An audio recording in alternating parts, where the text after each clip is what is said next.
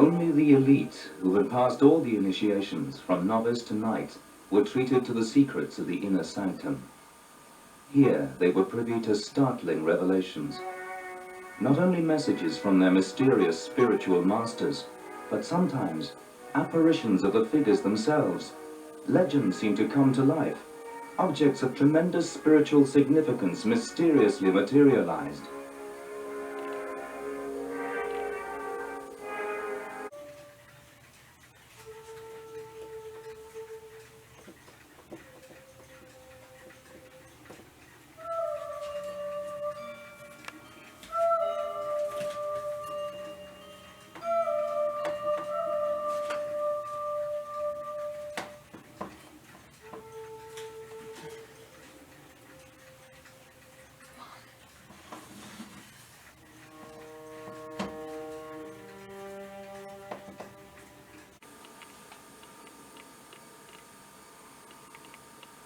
Through him, with him, in unity of the Holy Spirit, all glory and honor is yours, Almighty Father, forever and ever.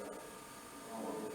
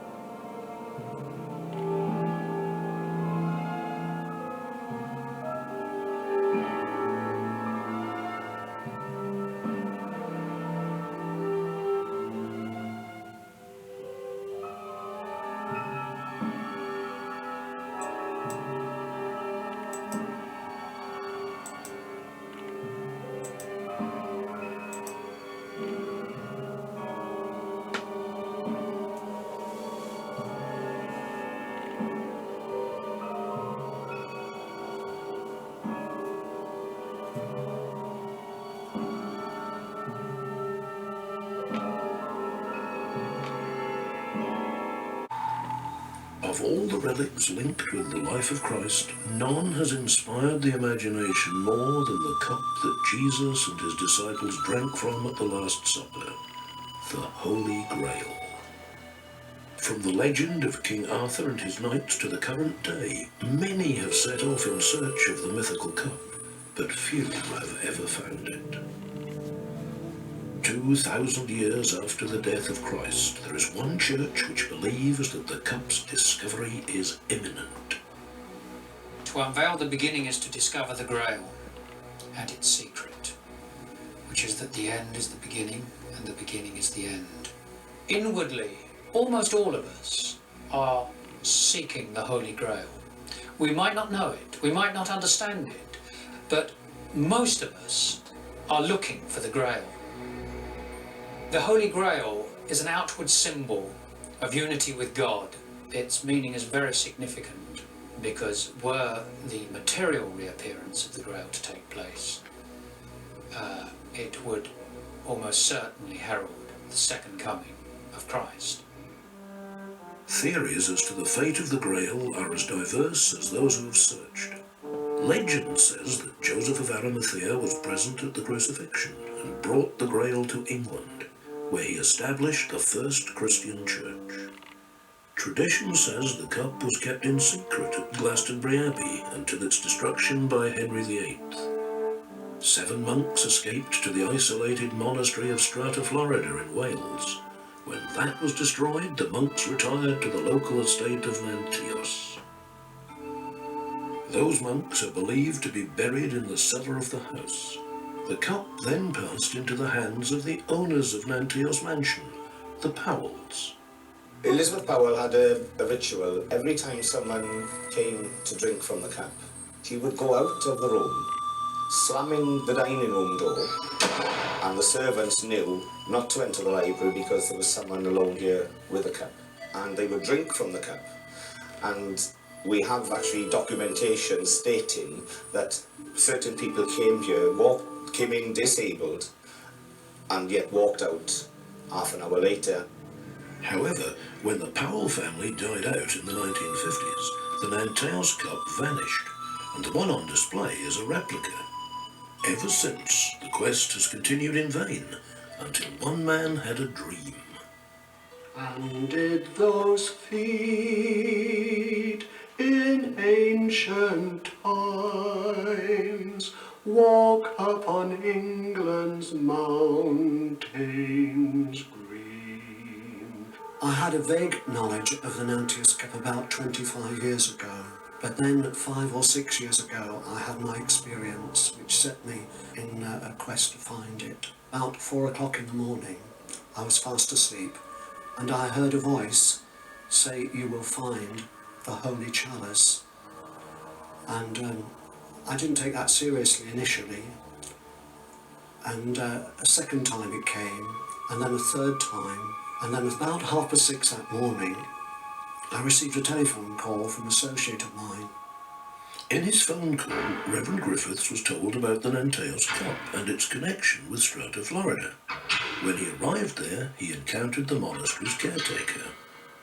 The curator was an elderly gentleman who was standing in for the normal curator. I shared my experience with him, and to my complete surprise, he gave me the contact who now possesses the Nanteos Cup. Fortean TV set out on its own search for the Nanteos Cup. We managed to contact the current guardian, whose mother inherited the cup from the last of the Powells. Her location and identity still remain a closely guarded secret. My duties as the guardian are to safeguard the safety of the cup at all times and to protect it. And at the same time, answer any requests for people who may want water from it to be cured. For the first time ever, the cup's guardian agreed to show it on British television. The Nanteos Cup is a simple carpenter's cup made of olive wood, although much of it has been gnawed away by pilgrims over the years, eager for a relic of their own. When people come to drink from the cup, I usually just pour water into it like this. And they usually say a prayer that they wish to be cured. And the cup has to be treated with great respect, because I believe it is the cup that was used at the Last Supper. Those in need who succeed in contacting the Guardian can request water from the cup. Were it the true Grail, the healing qualities of that vessel would be beyond the imagination. The supernatural powers would be quite strong. According to the many testimonies received by the Guardian, the cup is credited with healing properties. Father Wharton came to visit when he was absolutely crippled with arthritis and couldn't kneel, and my mother gave him some water from the cup, and he prayed, and within a few minutes he got up. Then he knelt down again, and his knees, which had been previously crippled with arthritis, were perfectly cured.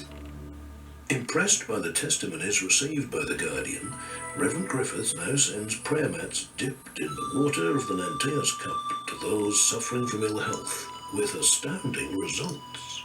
After I began to use the water from the cup to anoint the handkerchiefs, I had numerous testimonies of people healed of all kinds of diseases.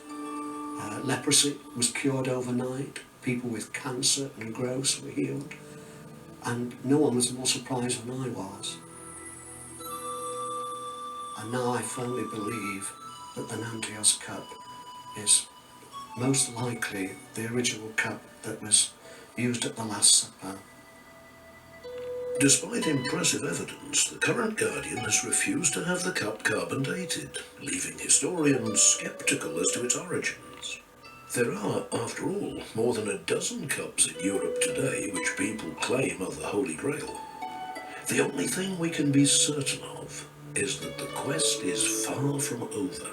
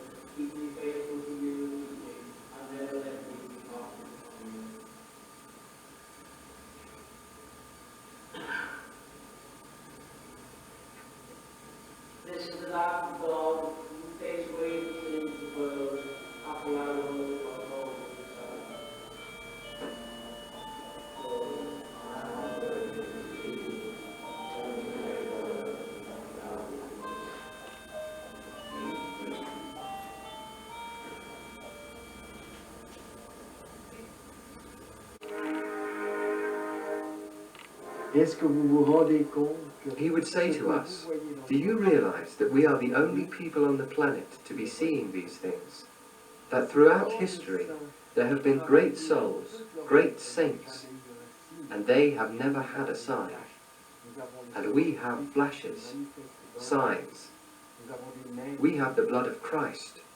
We have masters who materialize in front of our very eyes, and Excalibur, and we have the menorah, the seven-branched candelabra which belonged in the Ark of the Covenant. à l'Arche d'Alliance. One day, the Holy Grail, Le Saint Graal, the very Holy Grail the Knights of the Round Table had sought after, appeared in the Ark of the Covenant. It had a shining quality. Didn't you have any doubts? No, we fell to our knees with more than joy to see the Holy Grail. De voir le Saint Graal.